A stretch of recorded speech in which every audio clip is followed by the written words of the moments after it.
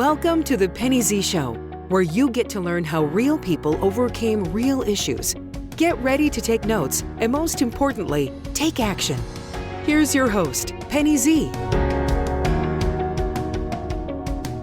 Hello, everyone. This is Penny Z with the Penny Z Show. We are focusing on transforming lives one life at a time with real, relevant, and relatable topics. Today, I have a very special guest. What a powerhouse. I can't wait to introduce you to Wendy Burton. Wendy, welcome to the Penny Z Show. Oh, Penny, thank you so much. I am so honored to be here. Thank you. Just wait, followers and listeners, to hear about Wendy's backstory. I'm so excited and honored to have her on today. Let me introduce Wendy a little bit, and then we'll have her share a little bit more of her story. Wendy Burton's topic of overcoming I'm not enough talks about blind spots, and I'm excited to hear about her story. She's tended bar, sold lingerie, was a real estate agent, is a single mom, and never finished high school. Wendy is the founder and CEO of WorldTree, which offers the world's fastest growing eco timber that reverses climate change. Oh my gosh, I'm so excited about this. She is a change for profit, for good, and a proponent of regeneration over sustainability. Wendy just raised more than $1 million for her cause through WorldTree in what she calls a WeFunder and the crowdfunding campaign space. Wendy is getting attention from people all over the world because she wants to offset their carbon footprint by investing in amazing Empress, trees. The world is sitting and taking notice. Wendy is making a difference. Not only is Bloomberg Business Week doing a photo feature on the company, there's a lot of other media in the works. So just stay tuned. You're going to hear a lot about Wendy Burton. Wendy says the key to her grit and her success has been around blind spots. Wendy has an incredible story about building her company and helping with Empress trees. She has started to spread the word, and believe it or not, it is spreading. Celebrities including Oprah Winfrey, Maria Shriver, Dolly Parton, and Wayne Newton have purchased trees to put on their properties, just to name a few. Wendy's goal is to plant 3.5 million trees, or 34,000 acres, over the next 5 years. So followers, let's help Wendy accomplish her goal. And she wants to draw down 34 million tons of carbon in the process. Please welcome with me again to the Penny Z Show, Wendy Burton. Wendy, welcome. Oh, thank you so much, Penny. Thank you. That was the write-up was fabulous. Absolutely. I know one of your dear friends put that together for us, and I thank Deborah. She was also on the show as well. And it's just such a pleasure and an honor to meet you. I can't wait to hear your backstory. So we're just going to let you get started. How did you overcome your I'm not enough? And start with the beginning on how you identified it and what it's all about. Okay. Well, I think like any entrepreneur, we don't start out being one. For myself, having left home at a very early age, which was actually 15, and having to be on my own and figure out life, so I didn't finish. Wendy, we're having a connection. This time, I didn't even want people that I hadn't finished. So is my connection's a bit unstable. You still can hear me okay? I can hear you now, yeah. Okay, so we'll cut that out. Yeah. And it's sort of, and you don't want to tell people, that you haven't finished high school. I did go back and get my GED a few years later after my first child was born. But it was just something that you do in regards to that probably helped not being enough. I didn't think I was smart enough. That I didn't get the right schooling, that I didn't go to college, that I didn't go, when people ask you, oh, you're involved in this amazing tree, which is, by the way, the fastest growing hardwood tree in the world. You know, are you an agronomist? Are you a forester? You know, they want to know. You must have a background in some type of, you know, must have gotten some sort of a degree to be able to do what you're doing. And I did, and I don't. I just fell madly in love with the tree. And so over the years, it was just, I actually got my, I sold ladies lingerie. Mm-hmm. I was very, very good at that. You know what, when you're passionate about something, when you really like it, it's easy to sell it, you know. So from lingerie, I actually went into real estate with Century 21, loved selling houses. And from Century 21, I was always fascinated again by the stock market. But because I didn't go to school, I knew that I couldn't become a broker. And I ended up getting involved in some private companies that were thinking about going public. And I had a knack for raising capital. And I learned all about the stock market, what's the bid, what's the ask, why is the volume important, and just doing all of these types of things that eventually a company hired me, said, you shouldn't be doing real estate, you should actually be doing stock promotion. And so companies would hire me to go, you know, find capital, seed capital. I supported companies in doing IPOs. And it was actually a company out of Vancouver that they were a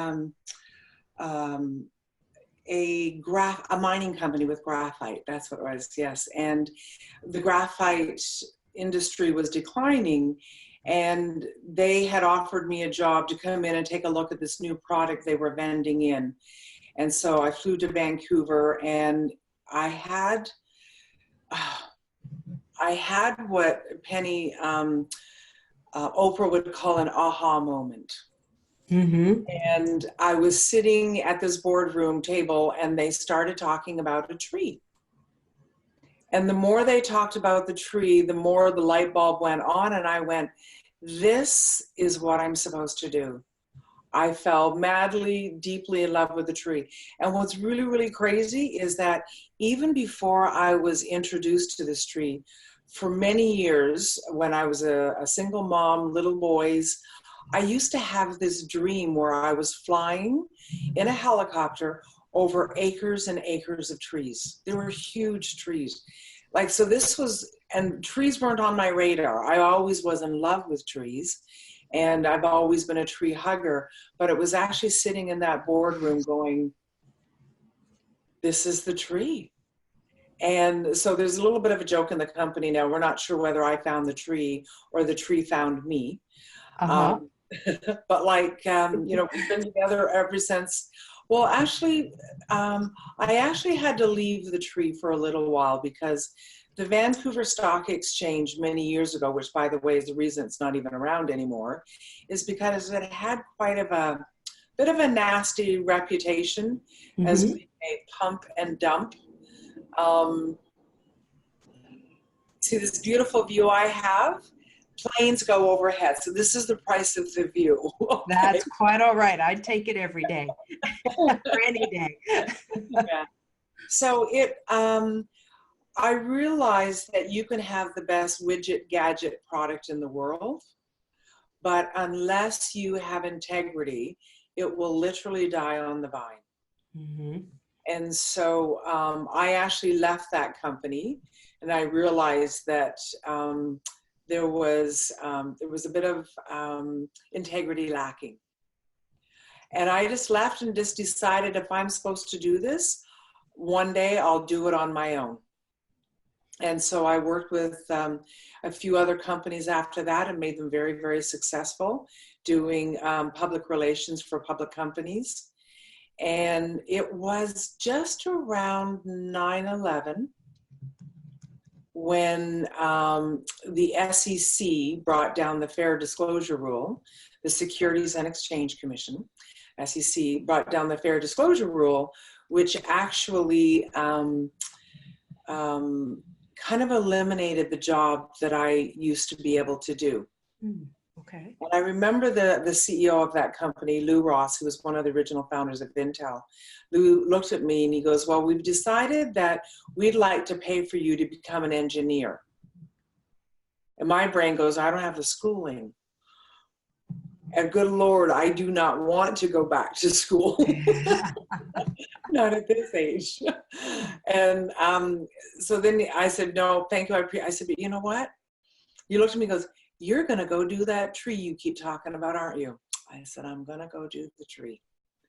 And I didn't know how I was going to do it. It was just one of those things that you just say, you know what? I know that what I'm supposed to do is to bring this tree to the world. I actually don't know how I'm going to do it. So I'm just going to put one foot in front of the other. And I know I want to call it WorldTree. There was no ifs, ands, or buts about it. I wanted this tree.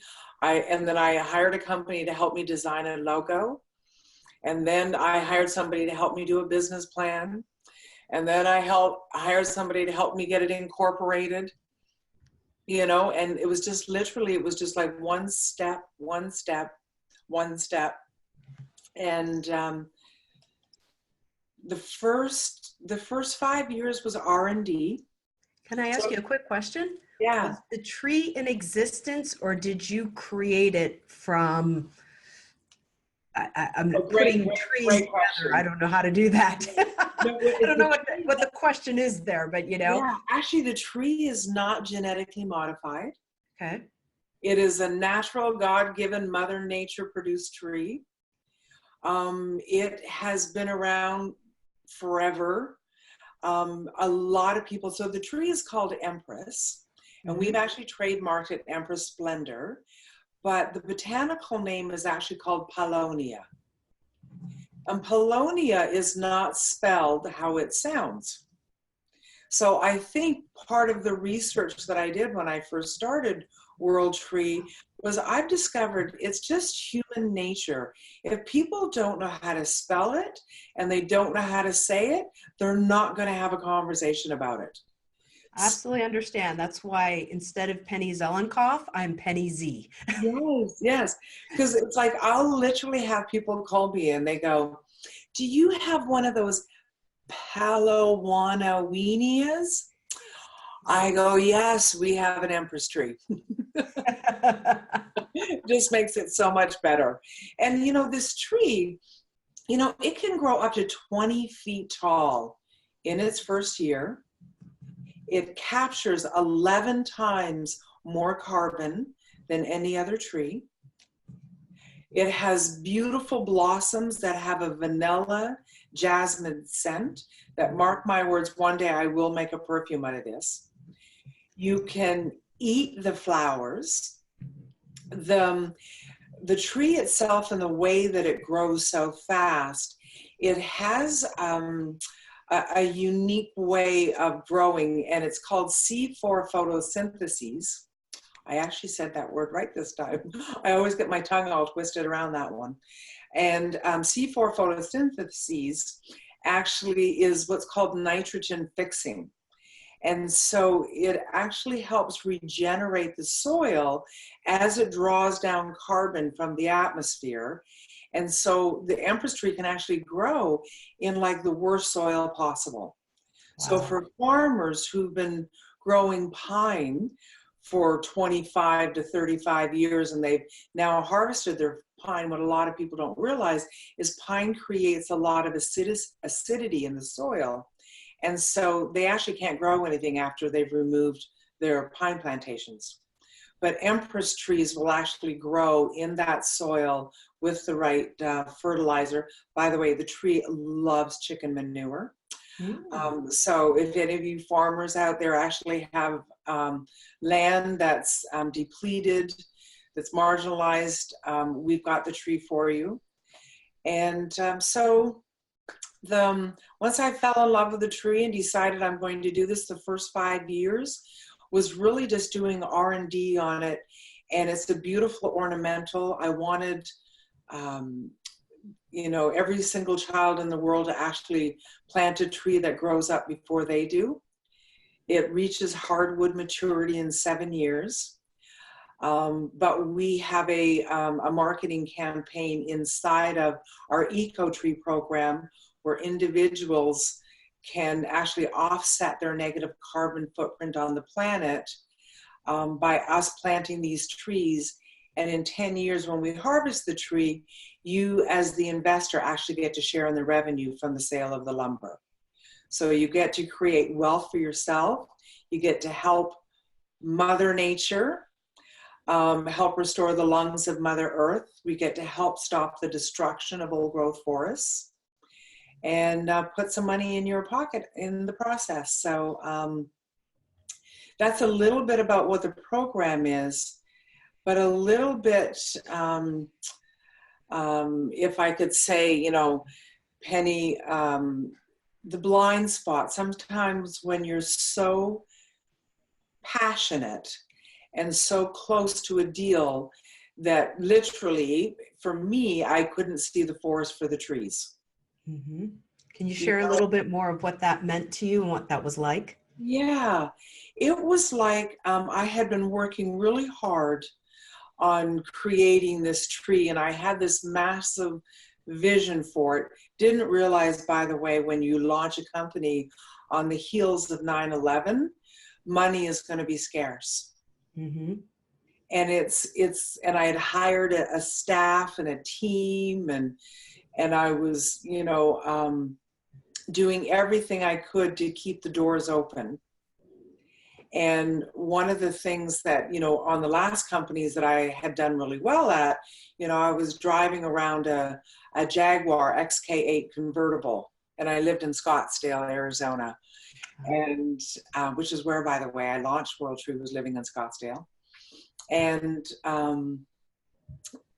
you don't get to drive that kind of a vehicle when you don't have enough money to pay your staff. And when you have a passion for what it is that you do, you'll do anything to keep the doors open. That's a good message. You will do anything. And so, yeah, I drove that beautiful Jaguar back to the dealership and asked if I could, give it back to them. Pretty much lost half of the investment. I can't even call it an investment. I lost, half of the purchase price on it to be able to pay your staff. It really does mean that teamwork does make the dream work, and it's looking after your people is so, so very important. And then over the years, like I have these beautiful paintings that I had acquired, and at one point, I had to hawk my paintings to a guy who looked suspiciously like Tony Soprano. I saw that in your bio, yeah. Yeah, and it's just like it was for $10,000. Mm-hmm. And I needed that $10,000 to keep going. You literally do anything. And then it was so that I could get to the next steps and the next steps and the next steps. And I remember, I had to fly to London and to meet with a very wealthy entrepreneur that was hopefully going to take us to the next steps. And it didn't end up being the right steps, but because and I want to be able to get to the blind spot. But like, for instance, I went to an event in California, and I was brought up on stage and was given a check for $3 million. I was chosen of 300 people in the room, that our company was the one that everybody wanted to invest in. Given a check for $3 million, you call your team, you go, we did it. It was so exciting. We finally arrived. We're not going to have to worry about money ever again. And then the check bounced. So there's nothing worse than having a $3 million check bounce on you. Yeah. You need to know. And so it's the failures along the way that just take the rug out from underneath you. And you wonder, how did you address and move forward, obviously, because, we could sit there and wallow and stay down, or we could, brush off our pants and, Yeah. Get Yeah. back up. And so what were some of the things that you did during that time to be able to keep moving forward? Two things. One was failure was not an option. And it's having faith, knowing you just sometimes have to just let go and go, you know what, like, just, I quit probably 100 times and woke up the next day and started again. It's like, I quit and then I'm not quitting. And it's in the not quitting that there's always something that shows up. And then the next thing, what you have to be able to do is go, I keep doing the same thing over and over again, and I'm expecting a different result, and I'm not getting a different, I've got a blind spot and I cannot see, that saying that you don't know what you don't know that you don't know. Right. Right. So I got to the point, when you get to the point where you're spinning your wheels and you're not getting anywhere, you've got to bring somebody else in. Mm-hmm. You've got to hire somebody, whether you say, I'll give you stock in the company, whether like promise to pay them and, in increments, you do whatever you need to do. And I actually hired a company, go, please come in and take a look at me. I have been a failure at this, for the last 10 years. I'm still doing this, but I hadn't realized that I wasn't successful. And so it was in bringing somebody else in to take a look at my blind spot that I got really present to who I was, because I was still having the conversation that I was a failure 10 years into this, and I'm a failure. And most people don't see the 10 years before the 1 year of success. So they think most businesses are this overnight success and that happens easily and automatically. They don't see the preparation and know what you have gone through, obviously, the last 10 years to get there. So yeah, exactly. And what was really great, sometimes when you can bring in somebody else to take a look at your blind spot, what happened is I sat down with them for 6 hours and they let me purge. You've got to empty out before you can fill up. Mm-hmm. So find somebody that's going to let you just like wallow in it. And I did this, and then I had to take my car back, and then I flew to London, and I was stranded there for 6 weeks, and I had no money, and then I got a check for $3 million, and it bounced, and then I had this happen with some directors, and it was just, and after it was all over, said and done, they came back the next day, and they went, okay, just so we sat there in shock and in awe. Most people would have quit after this.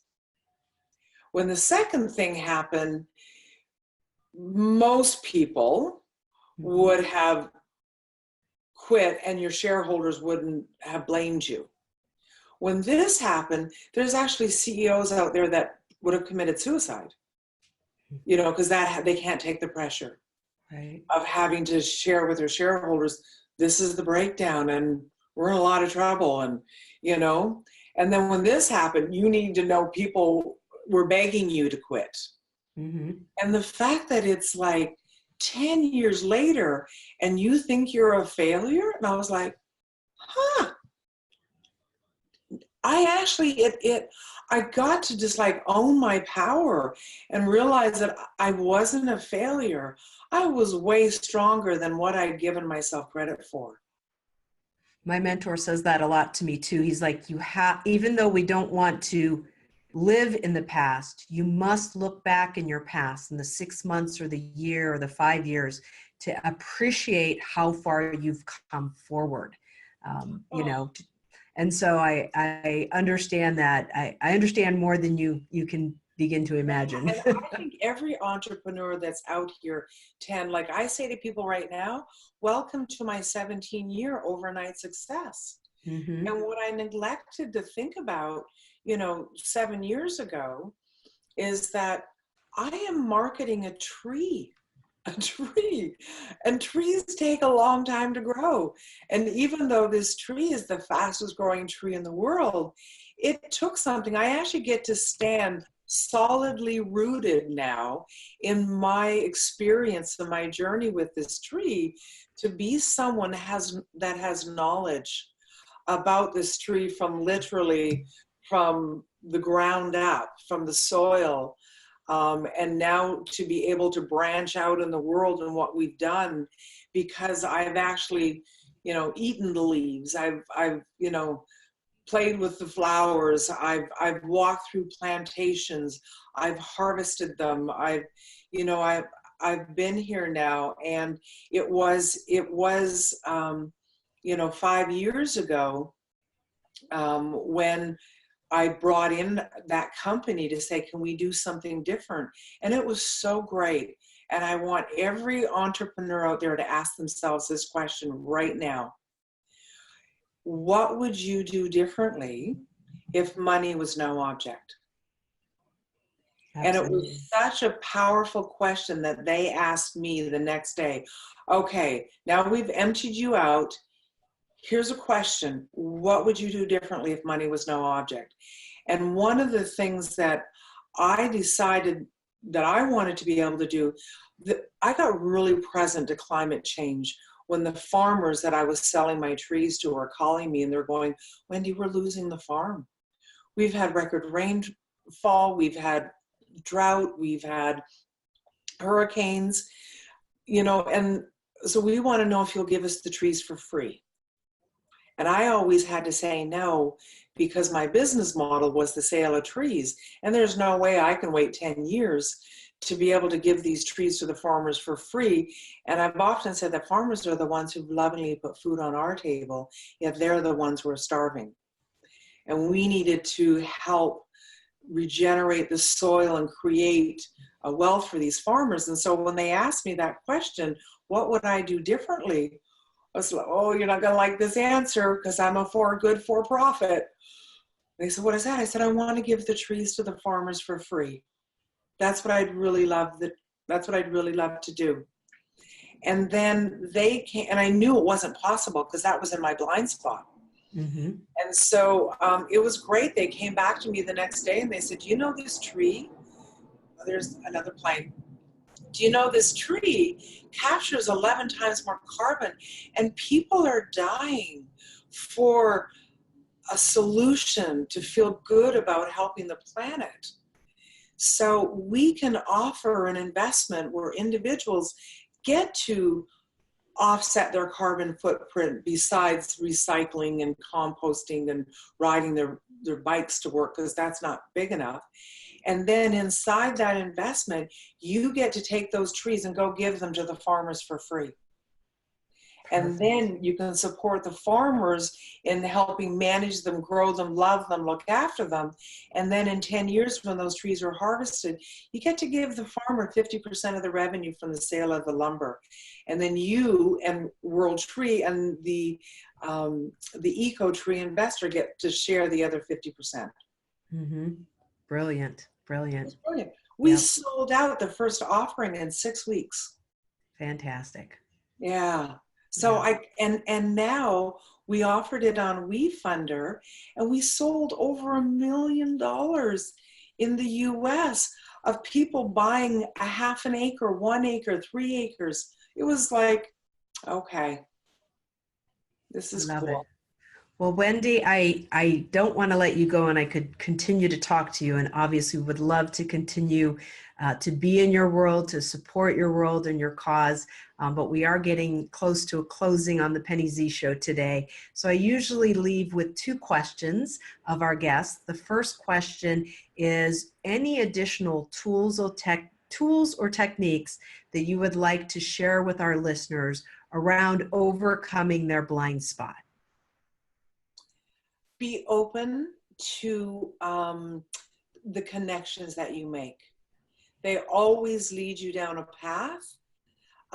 When your intuition says call that person, that is your soul, I believe, speaking to you.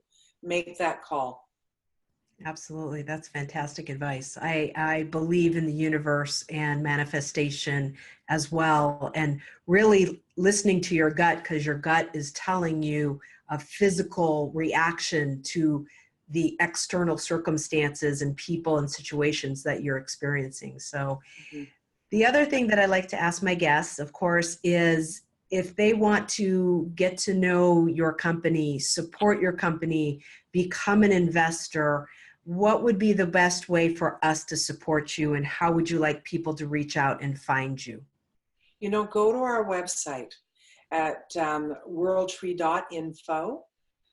And some people think it's .com, but go to .info and watch the corporate video there. It's a beautiful video that has all of our team. And then through that video and through our website, you can choose to call the company and offset your carbon footprint. When the next WeFunder campaign is being released, we'll have that on there. If you know of a farmer that would love to plant our trees, we love our farmers and we support them, and we would love, the more people that invest in the program, the more farmers we need. Absolutely. Well, this has been Penny Z and Wendy Burton on the Penny Z Show. Wendy is the CEO and founder of WorldTree. We will have all of her contact information as well as her corporate links on our website, thepennyzshow.com, as well as all of our social media. If any of you would like to reach out to Wendy, she's obviously shared that information. And again, we will have it on all of our contact information as well. Again, Wendy, thank you so much for being our guest today on the Penny Z Show. It has truly been a pleasure, and thank you for the work that you're doing all around the world and your philanthropic heart.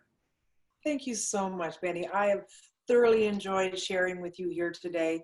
And thank you to all of your listeners. For those are the ones that are coming to visit our website, please stop in, say hi, send a quick note. I really appreciate it. Thank you so much. Thank you. Everyone listening to the Penny Z Show, thank you so much and have a great day. Thank you so much for listening. If you want to hear more, including specific ways to empower yourself, go to thepennyzshow.com.